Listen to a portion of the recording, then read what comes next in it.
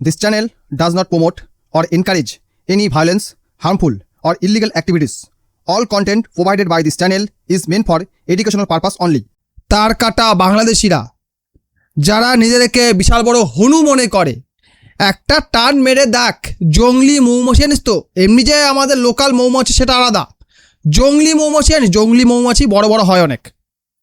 ওই জঙ্গলি মৌমাছির চাকে যদি কেউ ঢিল মারে আর মনে করে আমি বেঁচে যাব, তার মতো মূর্খ এ জগতে আর কেউ নেই। যত বেশি ভারত বিরোধিতা করবি, যত বেশি হিন্দু বিরোধিতা করবি। বন্ধুরা, বাংলাদেশে যখন ইন্টারিম গভর্নমেন্ট ছিল, ওই ইন্টারিম গভর্নমেন্টের প্রধান মোহাম্মদ ইউনুস ভারতের 7 সিস্টার বা পূর্ব অঞ্চলের রাজ্যগুলিকে নিয়ে অনেক বিতর্কিত কথাবার্তা বলেছে। উনি বাংলাদেশকে নর্থ ইস্ট মানে উত্তর পূর্বের রাজ্যগুলির গার্জিয়ান বলেছে। উনি বলেছে এই রাজ্যগুলির বাংলাদেশ ছাড়া গতি নেই। অনেক বড় বড় লেকচার মেরেছে। তারপর আমরা দেখেছি তার যারা সাঙ্গপাঙ্গ ছিল, হাসনাত আবদুল্লাহ, তারপরে আরও অনেকে ছিল, নামগুলো মনে পড়ছে না, ওরা 7 সিস্টারকে কাট করে দেবো, চিকেন নেকের গলা কেটে দেবো, এরকম বহু কথা বলেছে এবং ইন্টারনেটে ট্রোলও হয়েছে প্রচুর।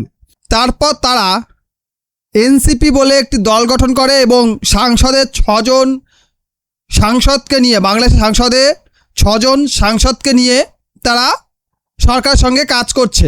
এত অবধি ঠিক ছিল। হঠাৎ করে বাংলাদেশের এনসিপির বা জামাতের কিছু লোকজন 7 সিস্টার নিয়ে কথা বলা শুরু করেছে। তার মধ্যে থেকে একজন তরুণী, যার ভিডিও বেশ কিছুদিন ধরে সোশ্যাল মিডিয়ায় ভাইরাল হচ্ছে, সে হিন্দুদের নিয়ে অনেক কথা বলেছে। হিন্দুদের পুজো করতে দেওয়া যাবে না, হিন্দুদের মূর্তি বাঁধতে দেওয়া যাবে না, হিন্দুদের মন্দির বাঁধতে দেওয়া যাবে না বাংলাদেশের মধ্যে, তাদেরকে লাথি মেরে তারা ভারতে তাড়িয়ে দেবে, এরকম কথাবার্তা ওই মেয়েটি বলেছে। সেই সঙ্গে আরেকটি কথা বলেছে, সেটা একবার শুনুন। এখন যে বৈশ্বিক যে পরিস্থিতি, আমার মনে হয় যে ভারত যদি কোনোভাবে বাংলাদেশের সাথে চক্রান্ত করতে আসে, ভারতের এই 7 সিস্টারকে এক টান দিয়ে নিয়ে আসার ক্ষমতা আমরা রাখি বাংলাদেশিরা, এবং এর বিরুদ্ধে পুরো বিশ্ববাসী কখনোই কথা বলবে না আমি মনে করি না। কারণ ভারতের ষড়যন্ত্র এখন জাতিসংঘ সহ পুরো বিশ্ববাসী দেখেছে, তাই তাদের 7 সিস্টার্স নিয়ে অবশ্যই সতর্ক থাকা উচিত। ভারতের 7 সিস্টার নিয়ে সতর্ক থাকা উচিত, অবশ্যই ভারত সতর্ক আছে, কারণ ওখানে চীনের নজর আছে। তোদের জন্য নয়, তোরা 7 সিস্টার নিয়ে নিবি তার জন্য ভারত নজর রাখছে না, ভারত নজর রাখছে চীনের জন্য।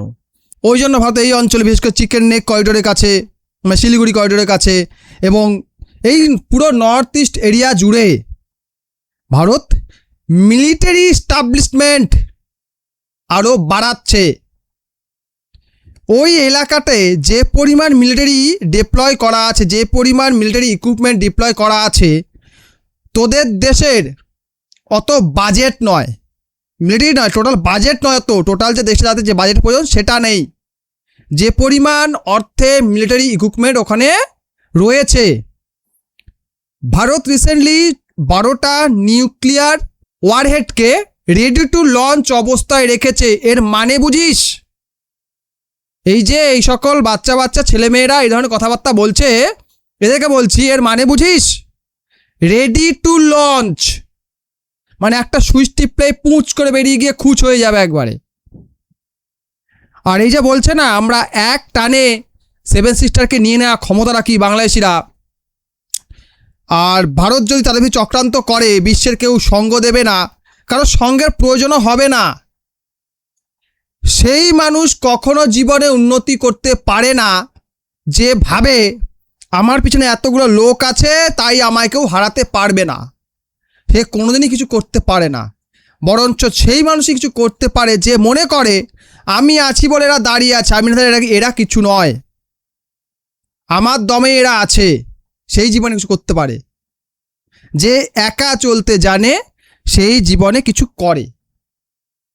কিন্তু এই যে বাংলাদেশি, তার কাটা বাংলাদেশিরা যারা নিজেদেরকে বিশাল বড় হনু মনে করে, কথায় কথায় 7 সিস্টারকে এক টান মেরে নিয়ে নেব।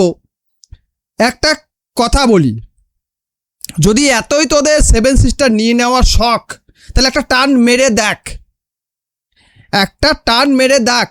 জংলি মৌমাছি জানিস তো, এমনি যে আমাদের লোকাল মৌমাছি সেটা আলাদা, জংলি মৌমাছি জানিস, জংলি মৌমাছি বড় বড় হয় অনেক। ওই জংলি মৌমাছির চাকে যদি কেউ ঢিল মারে আর মনে করে আমি বেঁচে যাব, তার মতো মূর্খ এ জগতে আর কেউ নেই। তারা এমন একটা জীব, সে যেখানে থাকুক না কেন, সেই ব্যক্তি বা যে ঢিল মেরেছে তাকে তারা খুঁজে তার প্রতিশোধ নেবে। ভারতীয় সেনাও কিন্তু সেই রকম। তোরা একবার টান মেরে দেখ, আমি বলছি তোরা একবার টান মেরে, তোদের এত যদি শখ 7 সিস্টারের টান মারার, একবার টানটা মেরে দেখ। টান মারলে বুঝতে পারবি টান মারার পানিশমেন্ট কি হয়। তোদের যে বড় বড় নেতাগুলো ছিল, যারা বর্তমানে চুপ মেরে গেছে, কোনো কথা বলে না, কেন বলে না সেটা একবারে জিজ্ঞেস করে আয়।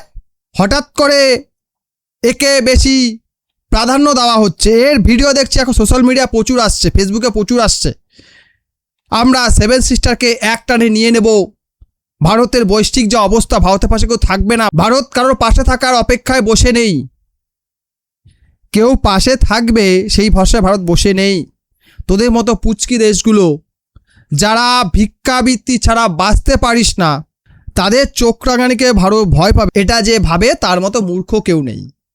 আর তোরা হচ্ছিস মূর্খের দল, লেখাপড়া তো কিছুই করিস না। লেখাপড়া মানে বুঝিস, বিজ্ঞান মানে বুঝিস না। তোরা বুঝিস কি? ভারত বিরোধিতা।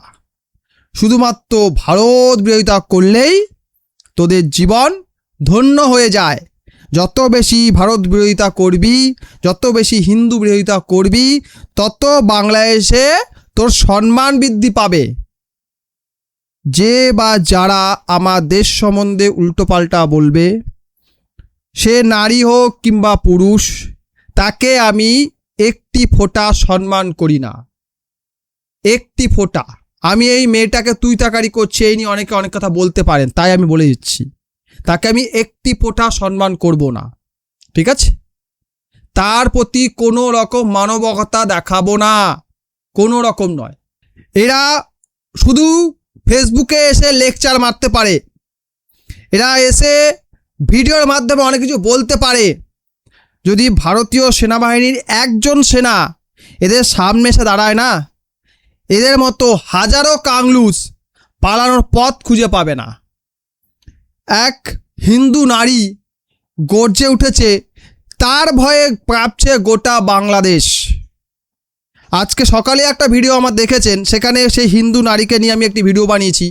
ধন্য ওরকম নারী, তাকে আমি কোটি কোটি প্রণাম জানাই যে তিনি অন্তত আওয়াজ তুলেছেন, কাপুরুষের মতো পালিয়ে আসেননি, পালিয়ে এসে কথা বলেননি। উনি বলেছেন বেশি কথা বললে দেশটাকেই কেটে দেব। উনি একজন মহিষী নারী হিসাব মতো। তো একজন নারীকে তোরা ভয় পাচ্ছিস, তোদের উগ্রবাদীরা ভয় পাচ্ছে, তোরা ভারতীয় সেনার সঙ্গে লড়াই করবি আর 7 সিস্টারকে টান মারবি, আর ভারতীয় সেনা বসে বসে আঙুল চুষবে। এটা ভাবিস কি করে তোরা? এত কিছু রয়েছে, এত মিলিটারি ইকুইপমেন্ট রয়েছে, এত সেনা রয়েছে, 14 লাখ আমাদের অ্যাক্টিভ সেনা রয়েছে, তার সঙ্গে রিজার্ভে কত রয়েছে কেউ জানে না, অনুমান করা হয় মাত্র। তাদের সঙ্গে লড়াই করার মতো ক্ষমতা তোদের আছে। পাকিস্তান তো এত বছর চেষ্টা করলো, 80 বছর তো চেষ্টাই করে যাচ্ছে, এবং জনগণকে বুঝিয়ে যাচ্ছে কি আমরা ভারতকে প্রতিবার হারিয়েছি। পাকিস্তানের জনগণ মূর্খ, তার কারণ ওখানকার মিডিয়া সেটাই বলে যেটা পাকিস্তান সরকার বলতে বলে। আর সরকার চাইবে মানুষ মূর্খ হয়ে থাক, আমরা রাজ করব। তোদের দেশে বর্তমানে সরকার চলছে না, এটা কাঠপুতুল সরকার। এর আগেরটাও কাঠপুতুল ছিল, এটাও কাঠপুতুল সরকার। আমেরিকা এখানে বহু নাক গলিয়েও কিচ্ছু করতে পারেনি, আমেরিকা নাক গলিয়ে কিচ্ছু করতে পারেনি। ইরানে যুদ্ধে জড়িয়ে গিয়ে নিজেই ল্যাজে গোবরে হয়ে বেরোনো তাল করছে, কি করে বেরোবো এখান থেকে, বাঁচাও আমি ফেসে গেছি। তুই আমেরিকা তোদের সঙ্গ দেবে না। তাছাড়া তোরা আমেরিকা সারাদিন গালাগাল দিস, আমেরিকা পতাকার ওপর পা দিস, ইসরায়েলের পতাকার ওপর পা দিস, ভারতের পতাকার ওপর পা দিস, যে আমেরিকা তোদের পাশে আসবে না, ইসরায়েল ভারতের পক্ষেই থাকবে, সেটা নিয়ে তোরা নিশ্চিন্ত থাক।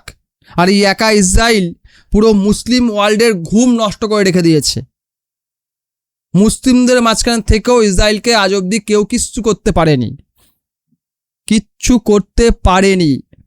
বিশ্বের সবাই, বহু দেশ ইসরায়েলের বিরুদ্ধে কথা বলে বটে, কিন্তু মিলিটারি অ্যাকশন নেওয়ার মতো কোনো সাহস দেখায় না, দুঃসাহস দেখায় না মিলিটারি অ্যাকশন নেবে। ব্রিটেন, ফ্রান্স, ইতালি এরা কেউ কিন্তু মিলিটারি অ্যাকশন নেওয়ার জন্য সাহস দেখায় না। রাশিয়া তোদের সঙ্গে কোনোদিন আসবে না, নেভার। কারণ 1971 তারা ভারতকে সাহায্য করেছিল বলে তোরা স্বাধীন হয়েছিলি।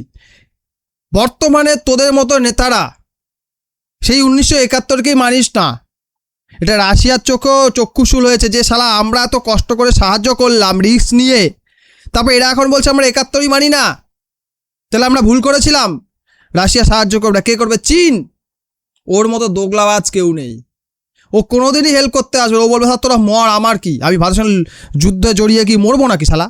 কোথাও তাহলে অ্যাটম বোম টম মেরে দেবে, শালা এত বড় মিসাইল বানিয়ে রাখছে, কোথাও আমার পদে ঢুকাই দেবে। দরকার নেই, যাবো না। আর কে আসবে? নর্থ কোরিয়া আসবে, ওই গলুমলু আসবে তোকে সাহায্য করতে? কে আসবে?